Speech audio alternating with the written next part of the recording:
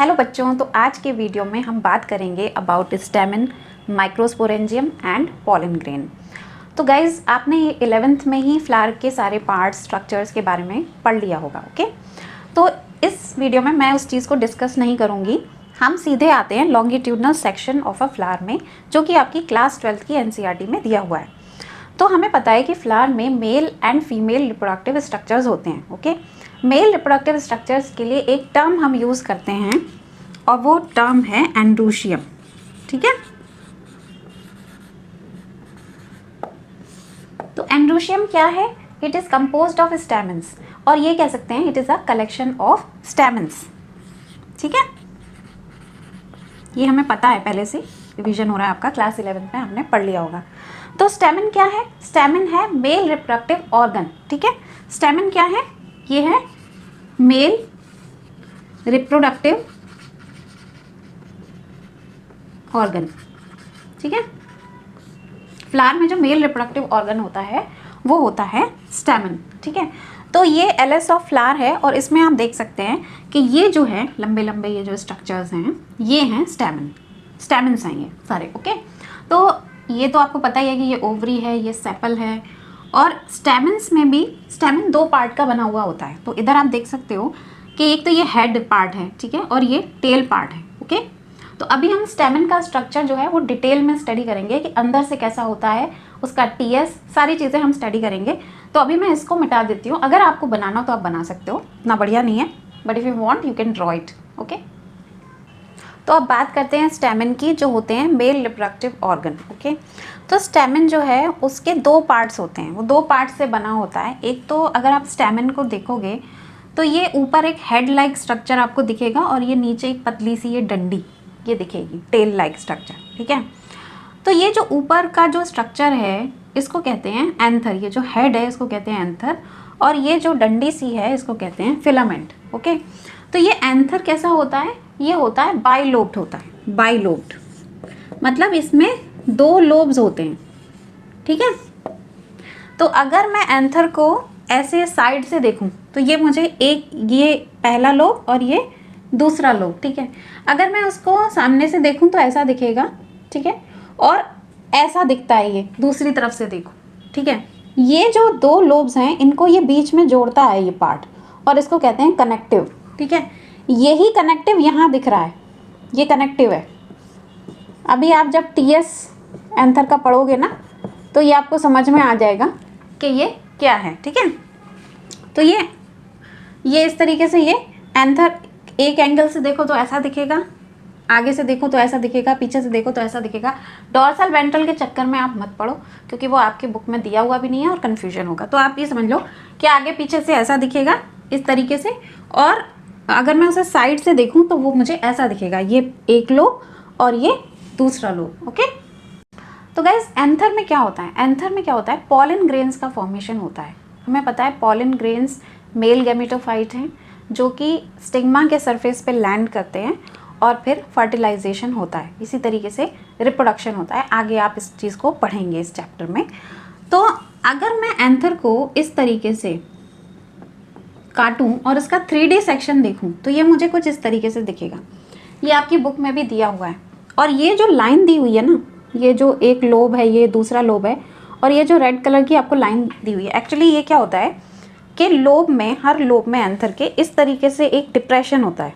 जैसे कि सपोज आपने चॉकलेट खाई है, तो वो चॉकलेट में जो आपको चॉकलेट के पीसेस के बीच में जो है वो ग्रूव्स दिखते हैं ना, ऐसे गड्ढे गड्ढे से, तो ये क्या होते हैं? ये उसी तरीके का ये डिप्रेशन है, लॉन्गिट्यूडनल ग्रूव है।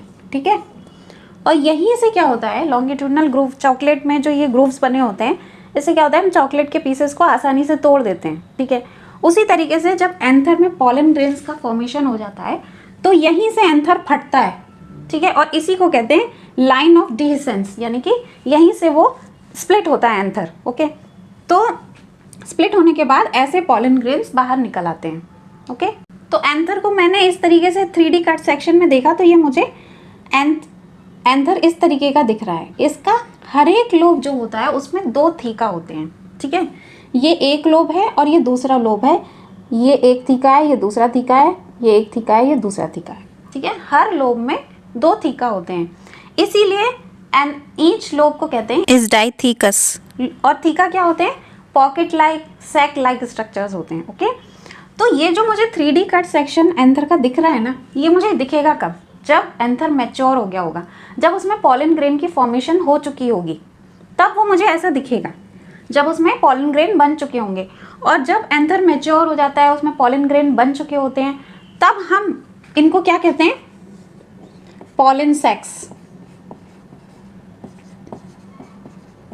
ठीक है, तब हम इनको क्या कहते हैं? इनको, ये जो थीका है, इनको हम पॉलन सैक्स कहते हैं, क्योंकि अब इसमें पॉलन भरे हुए हैं। अदरवाइज यंग एंथर में हम इसे पॉलन सैक नहीं कहेंगे, क्योंकि अभी पॉलन ग्रेन का फॉर्मेशन नहीं हुआ है।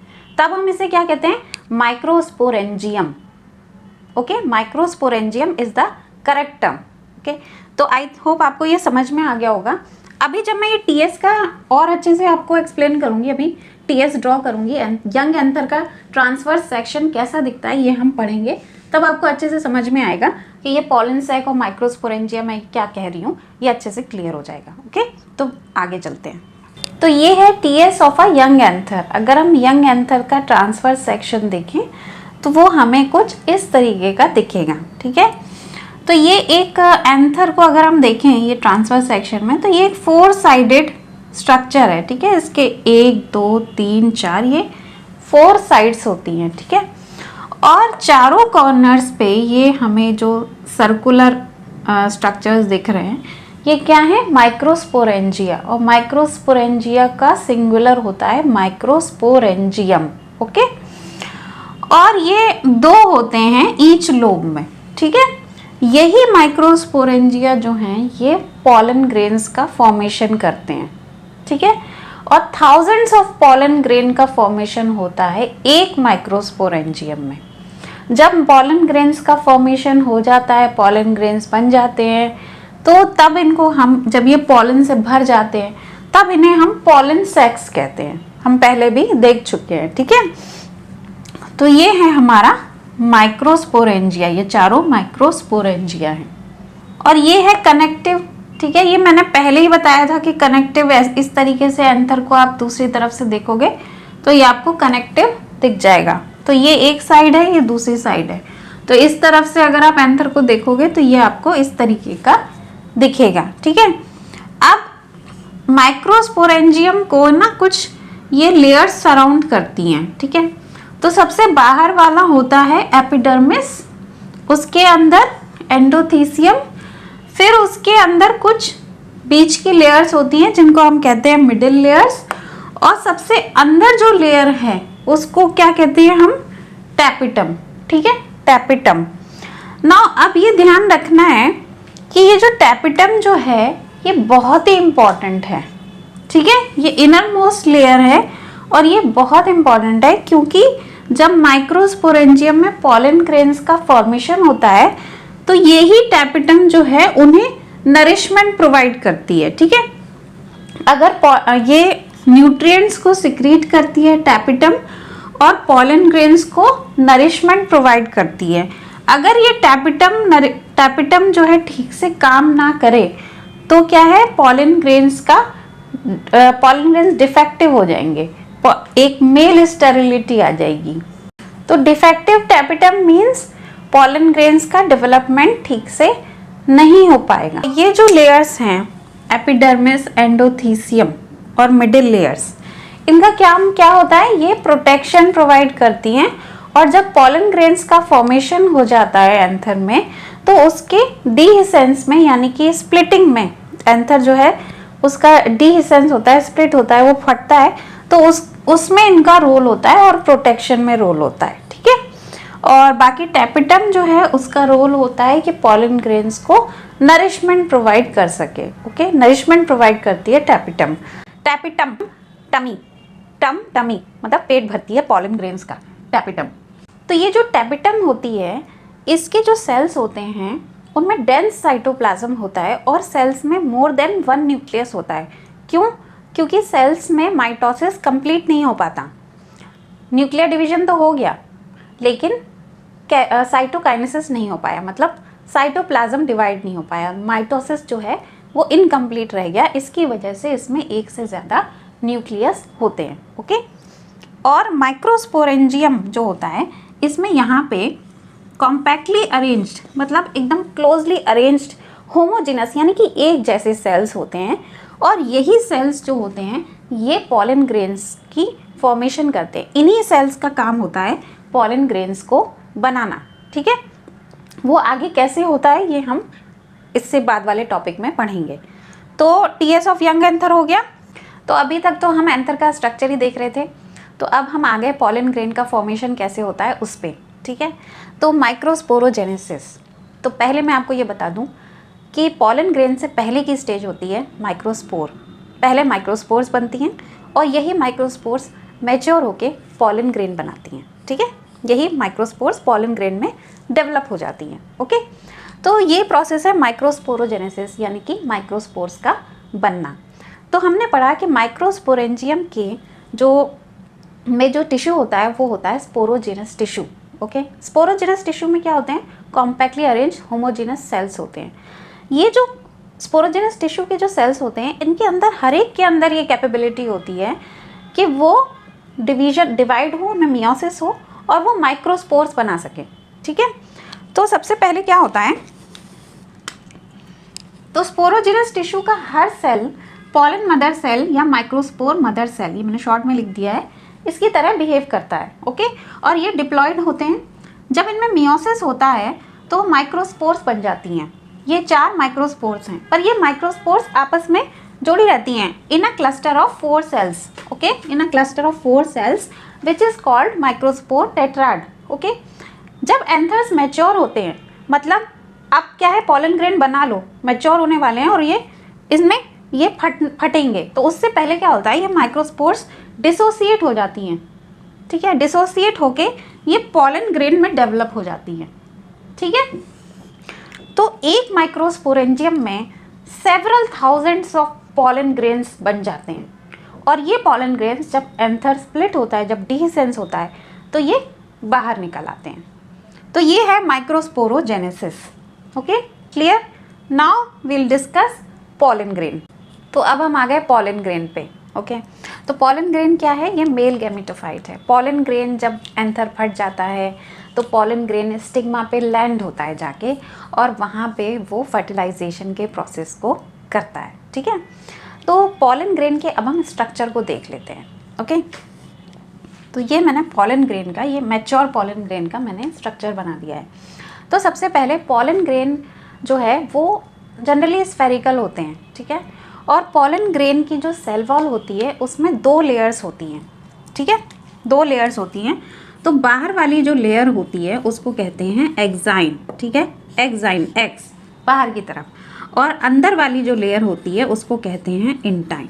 ठीक है, सेल वॉल में 2 लेयर्स होती हैं, बाहर वाली लेयर एक्साइन और अंदर वाली लेयर इंटाइन। ठीक है, अब इसमें क्या है कि जो एक्साइन है वो थोड़ी स्पेशल है। ठीक है, जो बाहर की लेयर है, ये जो ये एक्साइन है। ठीक है, ये एक्साइन है,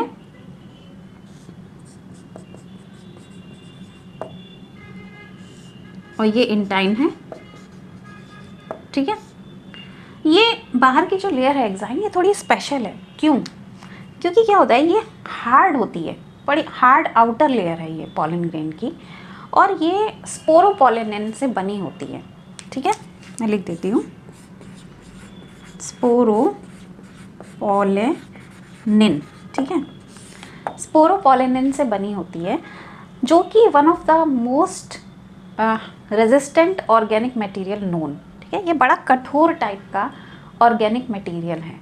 ठीक है, ये कठोर क्यों है? क्योंकि ना तो इसके ऊपर स्ट्रॉन्ग एसिड्स का असर होता है, ना इस पे एल्कली का असर होता है, ना हाई टेम्परेचर का असर होता है, और ऐसा कोई एंजाइम भी अभी तक नहीं आया है सुनने में जो कि इसको डिग्रेड कर सके। ठीक है, तो ये पॉलन ग्रेन, ये जो एक्साइन है ये इसकी बनी होती है, और ये प्रोटेक्शन प्रोवाइड कर रही है पॉलन ग्रेन को फ्रॉम दी आउटसाइड एनवायरनमेंट। अब पॉलन ग्रेन को तो बाहर निकलना है, तो उसको जो प्रोटेक्शन है वो प्रोवाइड कर रही है ये एक्साइन, क्योंकि ये स्पोरोपोलेनिन की बनी है। और क्योंकि एक्साइन स्पोरोपोलेनिन की बनी होती है, इसी वजह से क्या होता है कि पॉलन ग्रेन्स का फॉसिलाइजेशन हो पाता है, मतलब पॉलन ग्रेन्स को फॉसिल्स में पाया जाता है। क्यों फॉसिल्स बन जाते हैं पॉलन ग्रेन्स के? क्यों?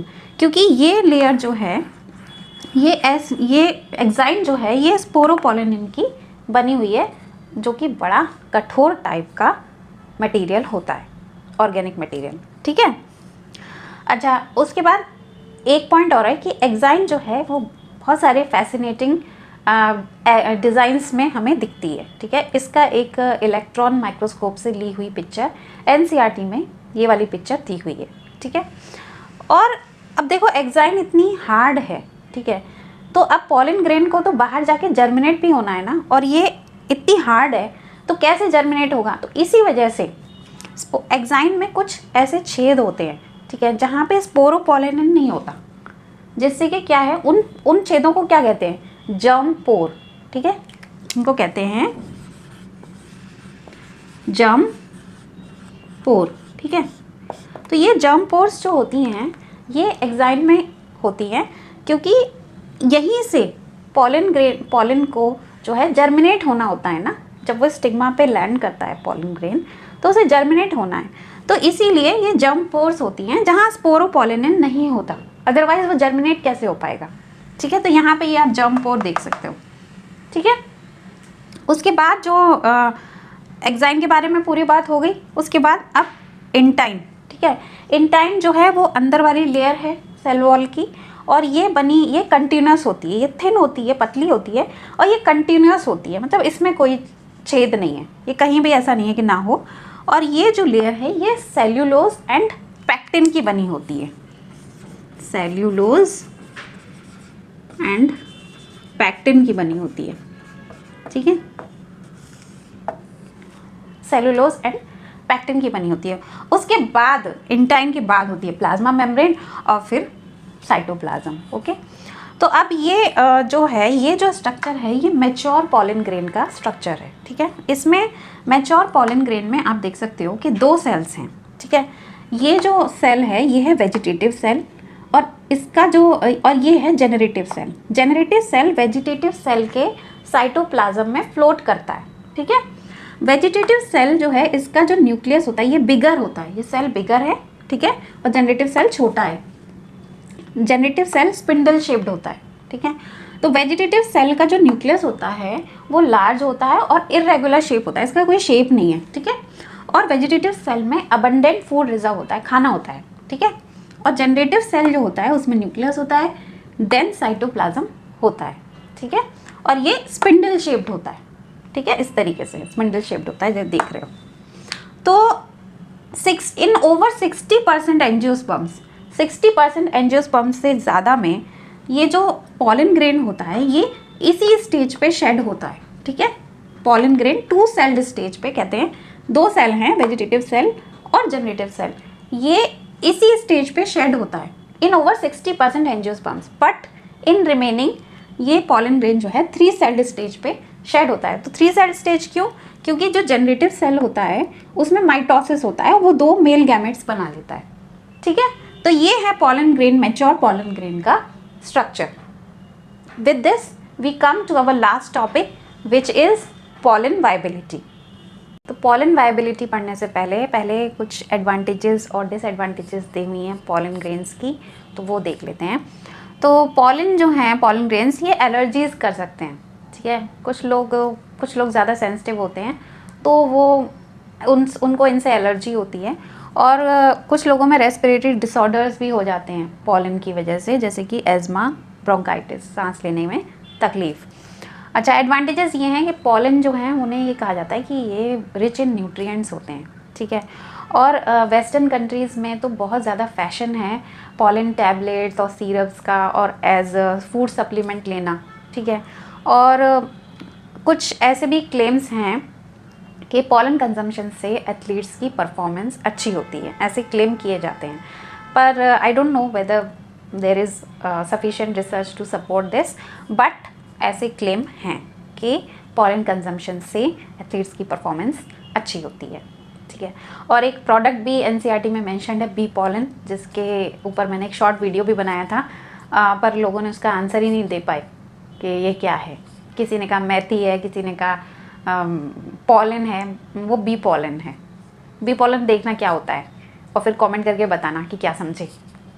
तो आते हैं लास्ट टॉपिक पे, जो कि है पॉलन वाइबिलिटी। पॉलन वाइबिलिटी क्या होती है? The period for which pollen grains retain the ability to germinate after their release is called pollen viability.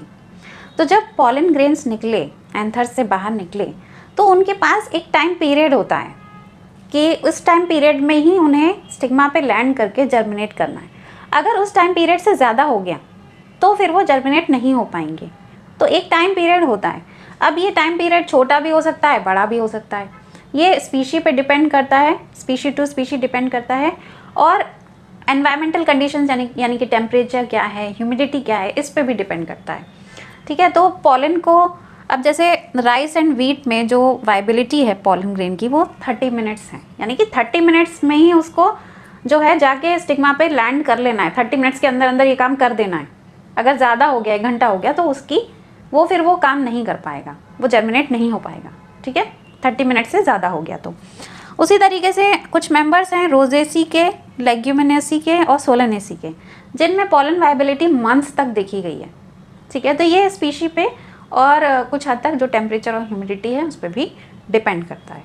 ठीक है, तो एक पॉइंट ये रह गया कि पॉलन ग्रेन्स को हम लिक्विड नाइट्रोजन में एट -196 डिग्री सेल्सियस पे स्टोर करके पॉलन बैंक्स बना सकते हैं, जिनका यूज़ हम क्रॉप ब्रीडिंग प्रोग्राम्स में करते हैं।